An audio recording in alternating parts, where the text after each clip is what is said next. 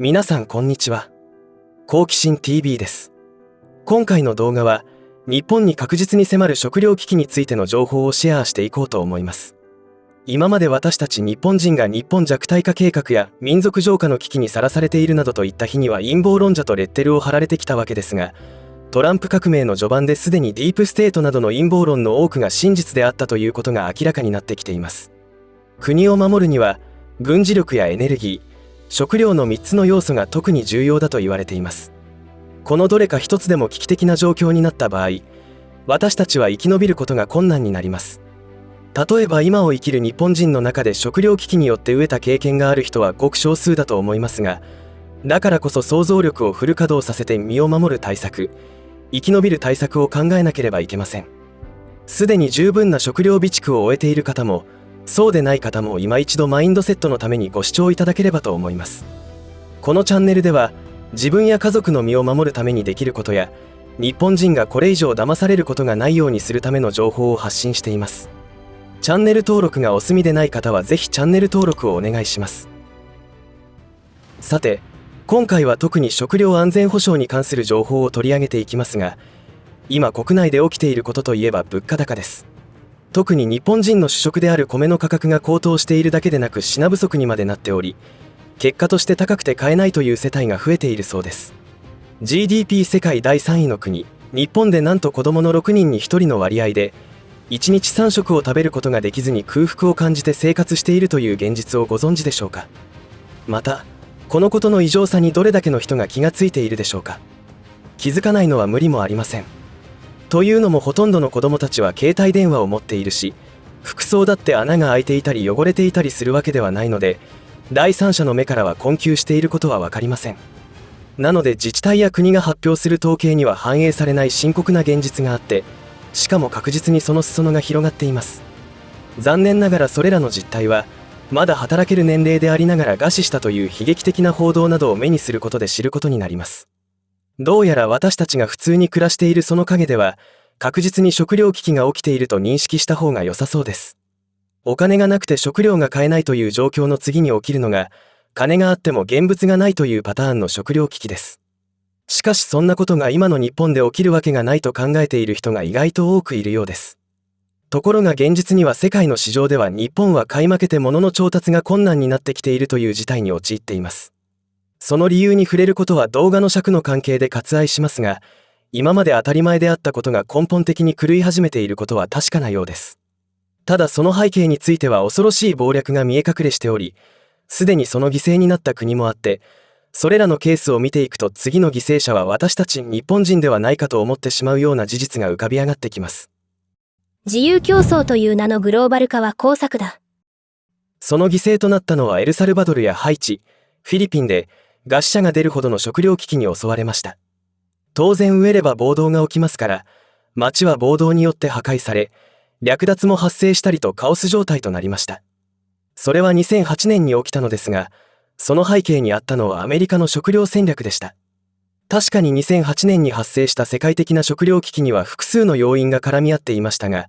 もっと深く掘り下げるとアメリカの食糧戦略の恐ろしい一面が浮き彫りになってきますし、今の日本もその術中にはまっている可能性がかなり高いと言えます。その食糧危機に至った複数の原因を挙げておくと、1、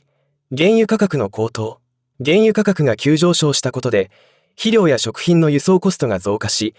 これが食料価格の上昇を引き起こしました。特に輸送コストの上昇は、食料品の最終消費者価格に直接的な影響を与えました。2、バイオ燃料の需要が急拡大。バイオ燃料とはトウモロコシや小麦などの穀物から作られる燃料なのですが、その需要が一気に上がったことで、食料供給のバランスに大きな悪影響を与えるまでになりました。バイオ燃料の生産により、農業用地や資源が農作物からバイオ燃料用の作物へとシフトしたことによって食料不足が生じました。3、極端な気象条件や自然災害の発生。世界各地での干ばつや洪水などの異常気象は、作物の生産に深刻な影響を及ぼし、供給の減少を引き起こしました。4、国際的な投機化による穀物市場への資金流入。上記1から3の原因によって食料価格の急騰が起きたわけですが、さらにそれを助長したのが投機化による資金投入でした。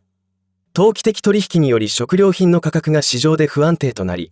実際の供給状況とは関係なく価格が上昇することになりました。察しの良い方なら気がついたかもしれませんが、3以外の要因は農業のグローバル化がもたらした結果だとわかると思います。そして重要なことは、2023年以降、日本で発生している米価格の高騰や品不足は、明らかに食料危機の兆候であり、今後の日本の食料安全保障に大きな変化をもたらすことになりそうだということです。金を出しても米が買えずに餓死。先ほど2008年に起きた世界規模の食料危機は農業のグローバル化が原因だったという話をしましたが、より具体的に見ていくことにします。なぜエルサルバドルやハイチ、フィリピンは米の生産国であるにもかかわらず食料危機によって餓死者が出るという悲劇が起きたのでしょうか。それはアメリカからの関税引き下げの要求に屈して輸入を推進したことによって国内の農家は競争に勝てなくなり、結果として農家が減って米の食料自給率が縮小してしまったからです。どこかで聞いたようなパターンではないでしょうか。アメリカは国内農業に対する保護にはすごく力を入れており、日本の農業政策のように作りすぎたから減反しようという発想はしていません。アメリカ政府は農家に収入保障をしているので、どんなに作りすぎても価格暴落によって生活が不安定になることもありませんから、農家から見れば羨ましい限りだと思います。生産余剰分は輸出に回せばいいというのが世界の常識となっておりますが、日本は真逆な政策をとっており、価格維持のために減反政策を行い、そのために税金を使って補助金を出し、私たちは高い米を買わされるという構図になっています。長年ずっと農家にとっても消費者にとってもメリットのない政策が続けられてきたのです。しかも価格維持をされた米の価格は、農家にとっては採算が取れない価格であって、小規模農家から離農が始まっている状況です。つまり食料自給率は年々下がっているという現実があります。一方アメリカは2008年当時、農業保護につぎ込む補助金が膨大になっており、財政負担が大きな問題になっていました。そこで、中東で多発するテロなどによって価格高騰していた原油価格を解決するためにという口実で、バイオ燃料の需要増を仕掛けたというわけです。そうなると、食料に回っていたトウモロコシや小麦などの原料が不足する事態となり、結果としてバブルが発生することになりました。そこからさらに投機家の資金が投入されることになったことで、トウモロコシなどの穀物の価格が高騰しますから、アメリカにしてみれば目論見通りに大儲けできたわけです。その結果、米の価格まで高騰することになってしまったわけですが、その次に起きることというのは、なんと米の生産国による輸出規制です。どういうことかというと、米の価格が上がったら農家も輸出業者も大儲けできると喜ぶはずですが、ことはそんなに単純ではありません。ここが食料を輸入に頼っていることを危険視している人たちに対しての反論となるのですが、反論者の意見というのは、要するに業者は商売だから売らないわけがないから食料危機など起きないというわけです。ところが米の価格高騰によって、輸出国の国内のインフレや物価高が引き起こされてしまうため、結果として輸出国の政府は国内経済を守るために輸出制限をするということが起きます。そうなると食料自給ができない国が直面するのは深刻な食料危機ということになります。どうでしょうか。日本が置かれた状況と似ていないでしょうか。今の日本人は虚像の中で生きている。先の大戦というのは、日本を欧米諸国による植民地化から守る戦いであったわけですが、戦争によって命を落とした兵士たちの 60% は餓死が原因で亡くなったことをご存知でしょうか。先の大戦では約230万人の兵士が命を落としたと言われています。60% ということは実に120万人から140万人が餓死したという恐ろしい研究結果が出ています。この人数は、広島、長崎の原爆被害者が約20万人と言われていますから、原爆6発から7発分の犠牲者数となります。その中には栄養失調から来る病気による死因もあるのですが、その数に驚くばかりだと思います。戦争においては兵站といって武器弾薬、食料供給が勝敗を決めることはよく知られていますが、終戦間際の日本はその輸送船の9割を失い、前線で戦う兵士には武器弾薬だけでなく、食料も手に入らない状態でした。その原因は今回の話とは逸れてしまうので割愛しますが、問題は今現在の日本の食料自給率のままでは、ちょっとした世界情勢の変化によってあっという間に食料危機に陥るという現実です。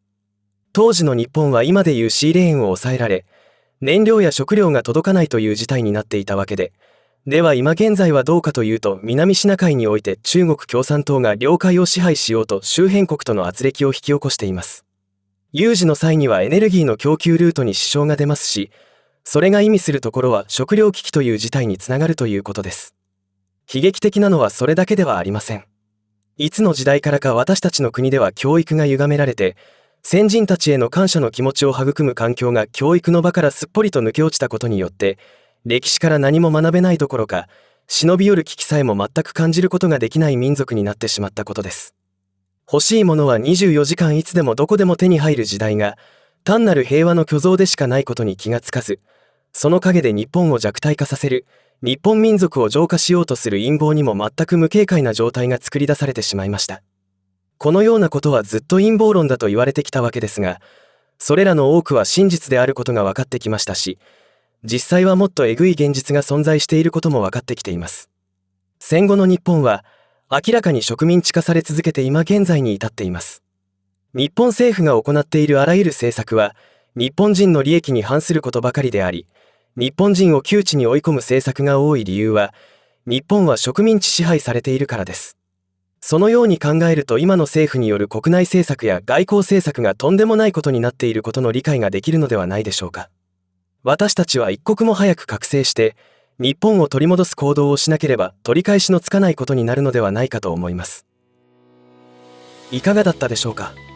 世界がグローバル化していくことは避けられないのは仕方のないことなのですが、食料自給力をないがしろにしてグローバル化の波に飲まれてしまっては、今回取り上げた国のようにまさに命取りになります。かつてブッシュ元大統領は、農業関係者に対しての演説で日本を皮肉るような話をしていたそうです。その話の内容とは、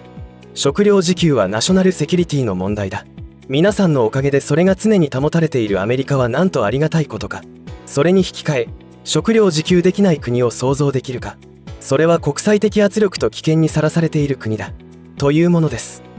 さらにアメリカのウィスコンシン大学の教授は、農家の指定向けの授業で、君たちはアメリカの威信を担っている。アメリカの農産物は政治上の武器だ。だから安くて品質の良いものをたくさん作りなさい。それが世界をコントロールする道具になる。例えば東の海の上に浮かんだ小さな国はよく動く。でも勝手に動かれては不都合だから、その行き先をフィード、餌で引っ張れと言ったとされています。